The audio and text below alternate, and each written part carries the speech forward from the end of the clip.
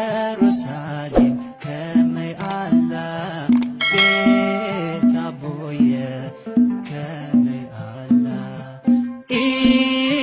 ኢየሩሳሌም ከመይ አላ ቤት አቦየ ከመይ አላ።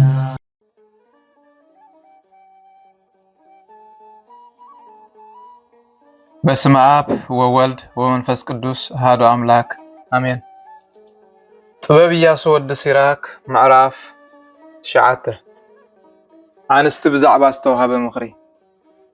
በታ እትፈትዋ ሰበይትኻ ኣይትቕናእ፣ ተመሊሱ ንኣኻ ዝጐድእ ክፉእ ትምህርቲ ኣይትምሃራ።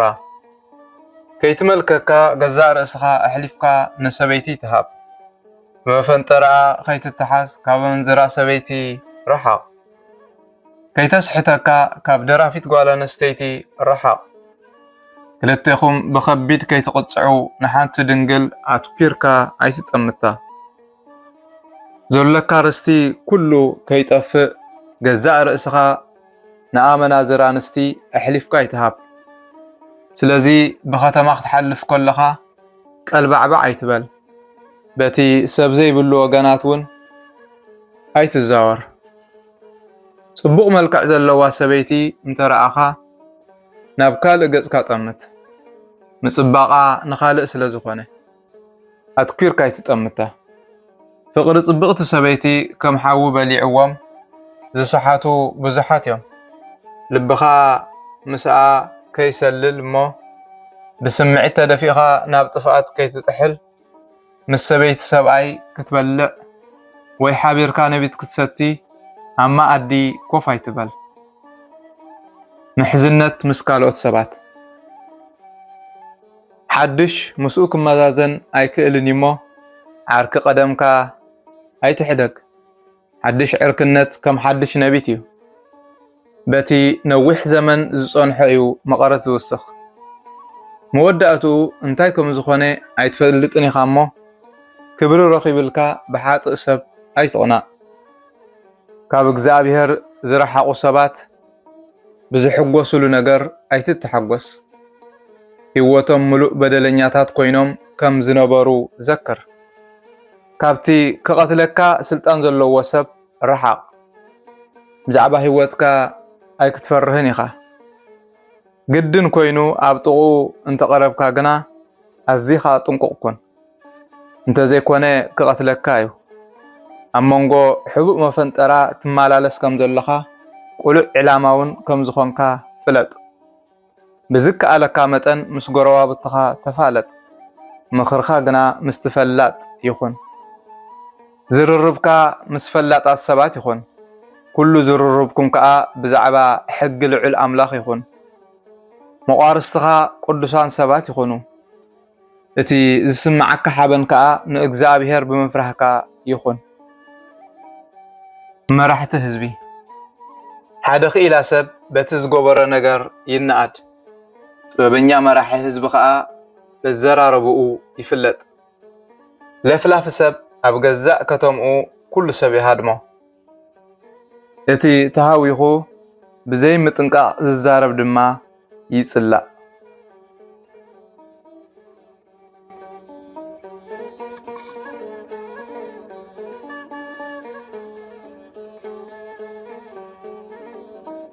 ጥበብ ኢያሱ ወዲ ሲራክ ምዕራፍ 10 ፈላጥ መራሒ ንህዝቢ ይምህሮም። ግዛኣት ፈላጥ ሰብ ስሩዕ እዩ። መኳንንቲ ንመራሒ ህዝቢ ይመስሉ።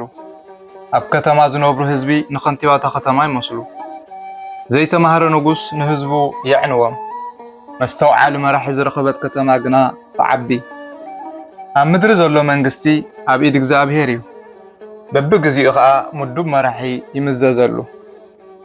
ዓወት ሓደ ሰብ ካብ እግዚኣብሔር እዩ። ንመራሒ ክብርን ሽመትን ዝህቦ ንሱ እዩ። ትዕቢት ዝኾነ በደል ርኢኻ ምስ ጎረቤትካ ኣይትቆጣዕ።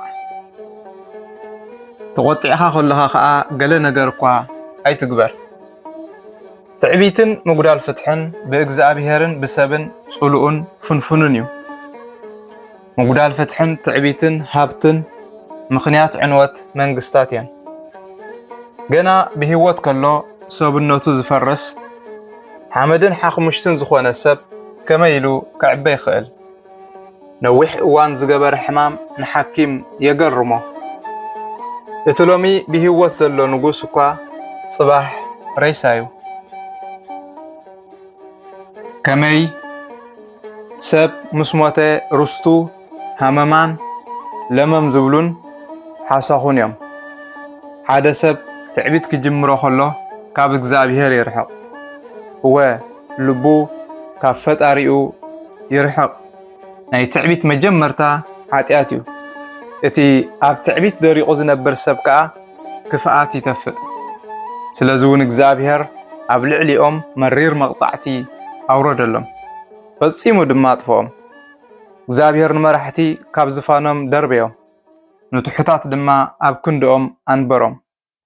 እግዚኣብሔር ንዕቡያት ሃገራት ካብ ሱረን መንቆሰን፣ ኣብ ቦትአን ድማ ትሑታት ሃገራት ተኸለ።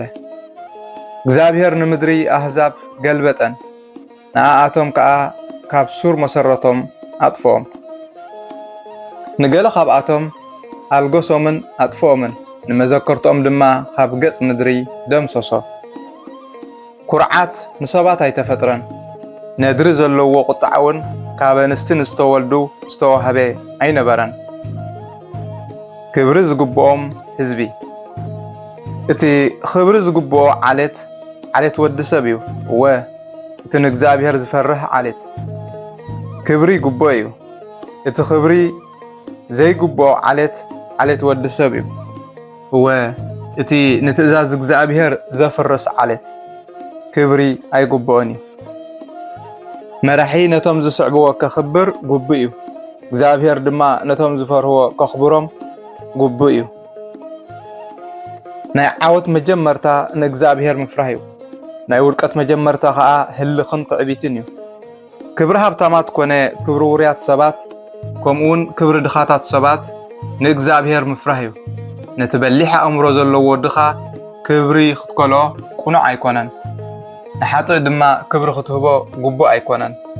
ዓብይ ሰብ፣ ዳኛ፣ ገዛኢ ክቡራት እዮም። ካብቲ ንእግዚአብሔር ዝፈርህ ሰብ ዝዓቢ ግና ካብኣቶም ሓደ እኳ የልቦን። ሓራ ዝኾኑ ሰባት ኣገልገልቲ ለባም ባርያ ክኾኑ እዮም፣ ለባም ሰብ ድማ ኣየዕዘም ዝምን እዩ። ብዛዕባ ትሕትና እዮኻ ክትዓይ ከለኻ ብፍልጠትካ ኣይትተሓበን፣ ኣብ ስእነት ከለኻ ድማ ኣይትከበር። ካብቲ ድራር ዕለት ዘይብሉ ክንሱ ዝጀሃር ሰብ እቲ ዝዓይ እሞ ካብ ዘድልዮ ንላዕሊ ዘለዎ ሰብ ይሓይሽ።